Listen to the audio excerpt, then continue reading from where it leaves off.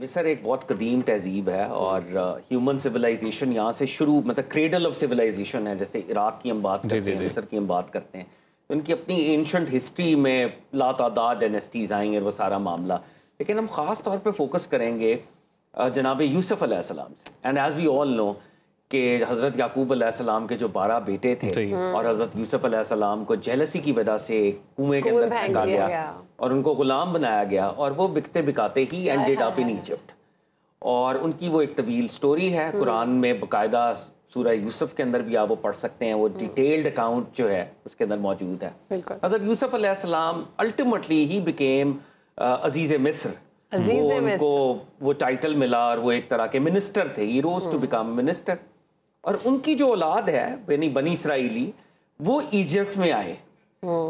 Fast forward जनाब मूसा अलैहिस्सलाम आते हैं, मूसा अलैहिस्सलाम का ज़माना है और मूसा अलैहिस्सलाम की भी अपनी जो पैदाइश का सारा वाक़या है, उस वक्त हज़रत यूसुफ की औलाद यानी बनी इसराइली वो बिल्कुल ग़ुलामी की ज़िंदगी गुजार रहे हैं। वो एक तरह से कैद कह लें या मजदूरी और बहुत ही एक्सप्लॉयटेशन बेसिकली उनकी हो रही थी। यानी दो बड़ी रेसेस थी। बनी इसराइल ने बड़ा अरूज देखा, फिर जवाल भी जी, और फिर दोबारा इन्होंने अरूज देखा। ऑफ कोर्स इनके 3 अरूज 3 जवाल हैं जो कहा जाता है हिस्ट्री के अंदर।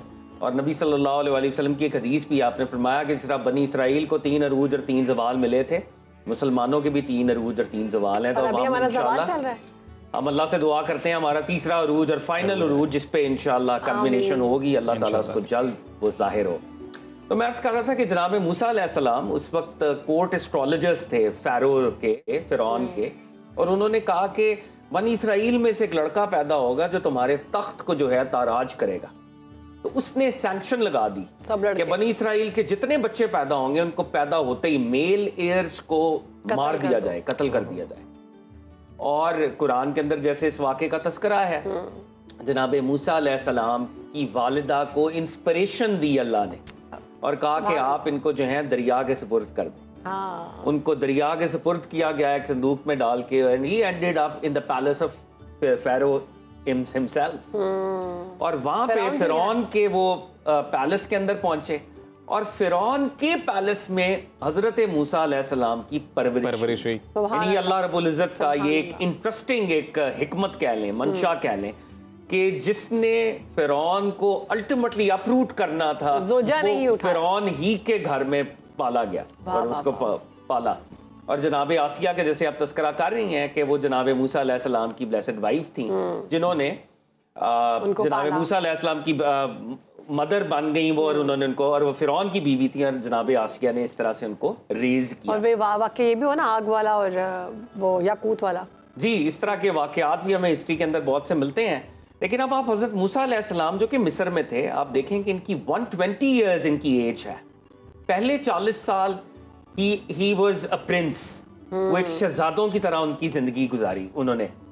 और उसके बाद ये हुआ कि जनाब मूसा अलैहिस्सलाम से इसका भी हमारी हिस्ट्री के अंदर जिक्र है कि एक ऐसा वाक़या होता है जिसमें एक बंदा कत्ल हो जाता है और वो कॉप्टिक था, जिसकी वजह से जनाब मूसा अलैहिस्सलाम को वो पैलेस छोड़ना पड़ा। सही। और ultimately to cut the long story short, उनको मदाइन जाना पड़ा क्योंकि वो एक प्रिंस थे, तो उनको पता था कि कहाँ कहाँ पर फ़िरौन की हुकूमत है और मुझे कहाँ जाना है, फ़िरौन की हुकूमत के कंट्रोल से बाहर निकलना है। बेशक। तो वो जो पूरा मिस्र और वो एम्पायर थी, वो फ़िरौन की एम्पायर थी, वो उससे बाहर निकले। मदाइन अरब वर्ल्ड है, पुरानी एंशिएंट अरब वर्ल्ड। ओके।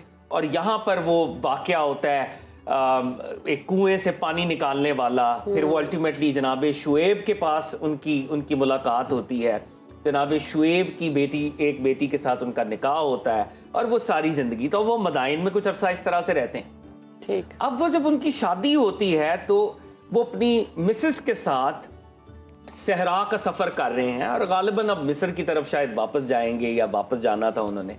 अब वो सिनाए का सहरा है, मिस्र का सहरा है, सर्दी सख्त है और अपनी ज़ौजा को कहते हैं कि सख्त सर्दी है तो मैं आग का कोई बंदोबस्त करता हूँ, मैं देखता हूँ कहीं से कोई फायर, और जैसे पुराने वक्तों में वो स्टोन से आग जो है वो जलाया करते थे।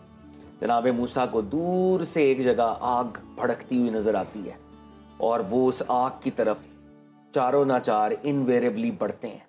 और जब वो आगे बढ़ते हैं तो आवाज़ आती है कि ऐ मूसा, तुम मुकद्दस वादी के अंदर दाखिल हो गए हो, अपने जूते उतार दो अल्लाह और अकबर। मैं तुम्हारा रब।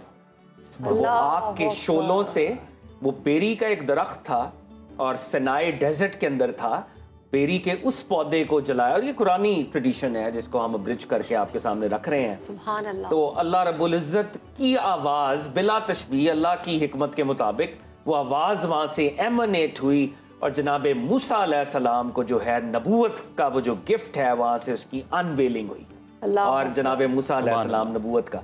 तो वो सारी कॉन्वर्जेशन कुरान के अंदर है। आपको नबी बनाया गया, अल्लाह रब्बुल इज़्ज़त ने आपको इंस्ट्रक्ट किया, लेकिन वो नबूवत का वो जो गिफ्ट की जो ब्लेसिंग का एक मैजेस्टी थी जो आपने फील की।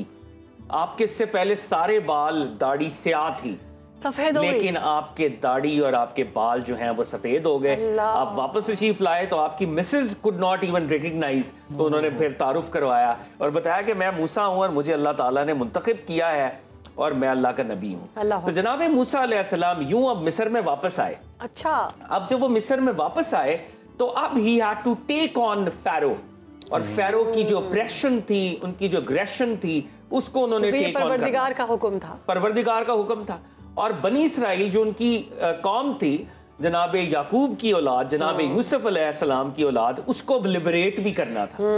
तो जनाब मूसा अलैहिस्सलाम अब मिस्र वापस आते हैं फ़िरौन के साथ। कुरान के अंदर इसके जगह जगह शवाहिद है कि जनाब मूसा अलैहिस्सलाम ने मोजज़ात का एक सिलसिला जो है, जनाब मूसा के दो बड़े मोजज़ात थे। आपका एक वो स्टाफ था, असा था, जिसको फेंकते थे तो वो अजदहा बनता था। आप जब इस तरह से हाथ को अंदर लेके जाते हैं तो वो चांद से ज्यादा चमकता था। यदे बैजा, ये आपका एक मोजज़ा था जो अल्लाह रब्बुल इज़्ज़त ने आपको अता किया। और उस दौर के अंदर ये अल्लाह रब्बुल इज़्ज़त की हिकमत है कि जिस जमाने में जैसी टेक्नोलॉजी होती है वैसे मिरेकल्स के साथ नबी आते हैं। तो उस दौर में इन्वर्टेड कॉमास में जो टेक्नोलॉजी थी, वो लोग बड़े मैजिक और सहर और यहाँ इस लेवल के ऊपर वो अबूर रखते थे। अब वहां पर मजिशियंस आ गए, उन्होंने भी, जैसे हम देखते आए हैं कि हर प्रॉफिट को नाउज़ुबिल्लाह मैजिशियन होने का ताना दिया जाता है, काहिन नाउज़ुबिल्लाह होने का ताना दिया जाता है। हजरत मूसा अलैहिस्सलाम को भी ये ताना मिला और वो जो फ़िरौन था उसने कहा कि आपका एक मैच कराते हैं, एक ड्यूएल कराते हैं, मेरे मजिशियंस आएंगे और आप भी आ जाएं।